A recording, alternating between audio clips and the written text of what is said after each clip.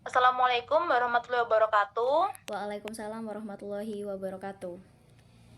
Kami dari kelompok 4 yang beranggotakan saya Amanda Monika Putri, rekan saya Putri Aulia, serta Halimatus Sadia.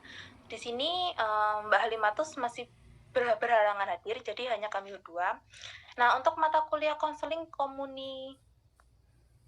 komunitas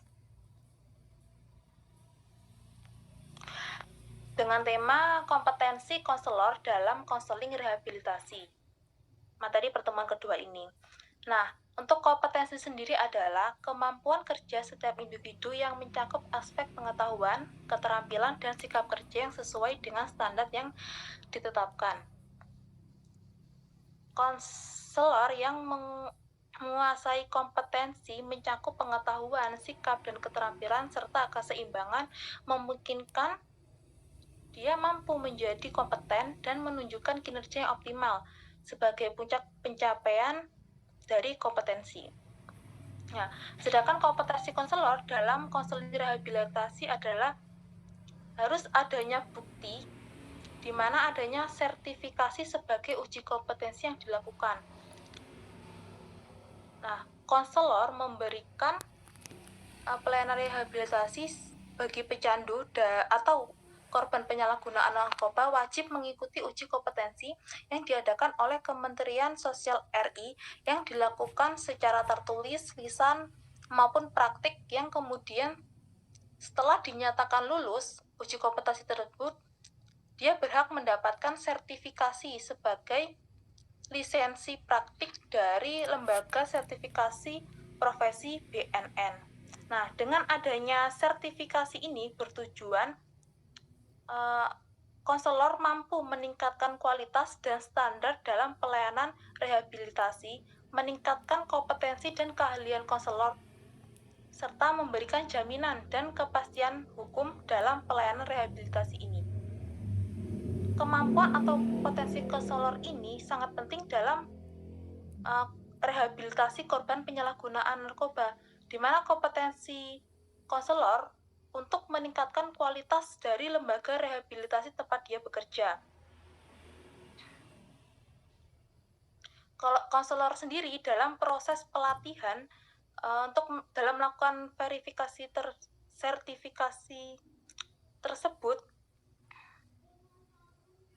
dibekali dengan pengetahuan terkait adiksi, tapi juga keterampilan dan sikap menjadi konselor profesional, antara lain cara melakukan penjangkauan, mengidentifikasi permasalahan penyalahgunaan narkoba, penyusunan rencana terapi, serta melakukan konseling baik kepada pengguna maupun kepada keluarganya. Nah, pada dasarnya konselor sendiri bekerja atas dasar hati nuraninya dan melalui proses empati. Seorang konselor mampu membimbing klien secara efektif ditentukan oleh kecerdasan emosi dan spiritual yang dimilikinya.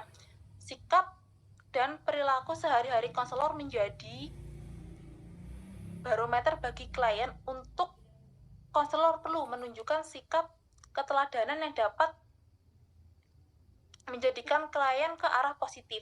Jadi pada dasarnya kompetensi yang harus dimiliki konselor dalam rehabilitasi ini yaitu memiliki pengetahuan terkait dengan adiksi dan korban penyalahgunaan narkoba, keterampilan yang dimiliki dalam penangkapan, serta sikap atau nilai. Seperti itu. Jadi materinya apa wes judulnya ya? Potensi konselor dalam konseling rehabilitasi. Oh, berarti ini ya, kayak kita sebagai lulusan BK itu ini ya, apa kerjanya tuh sebenarnya nggak cuma di sekolah aja gitu gak sih? Kayak kita Enggak, bisa enggak sekolah cuma lagi ke konselor, habis itu bisa kita, di rehabilitasi itu bisa mau sebagai di KUA bisa mau oh iya, ada konseling banyak. keluarga juga, konseling ini, iya ya, oke. Jadi kalau misal kita kerja di lapas gitu ya, untuk menangani orang-orang yang kecanduan, yang kayak kamu bahas tadi ya, kita tuh harus, kalau cuman sebagai, semisal kita lulusan S1 bimbingan konseling, itu kita langsung ke lapas tuh bisa nggak sih, kayak apa harus ke konselor Kita dulu harus ya, ke profesi dulu ya? ya kita harus melalui itu tadi, ada ujian sertifikasi itu tadi, mengikuti uji kompetensi. Jadi kalau setelah kita lulus, kita mendapatkan sertifikasi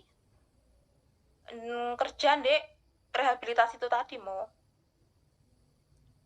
Kan gini, konselor memberikan pelayanan rehabilitasi bagi pecandu atau korban penyalahgunaan narkoba wajib mengikuti uji kompetensi yang diadakan oleh Kementerian Sosial RI yang dilakukan secara tertulis lisan. Jadi kita lulusan BK, setelah itu kita mau kerja di rehabilitasi kayak narkoba kayak gitu ya, kita harus melalui uji kompetensi ya, melalui tahap-tahapannya, lisan, tulis maupun praktek gitu. Kalau kita lolos, kita mendapatkan sertifikasi, akhirnya kita ya bisa bekerja di tempat tersebut gitu. Iya, ngerti. Udah sih, paham aku.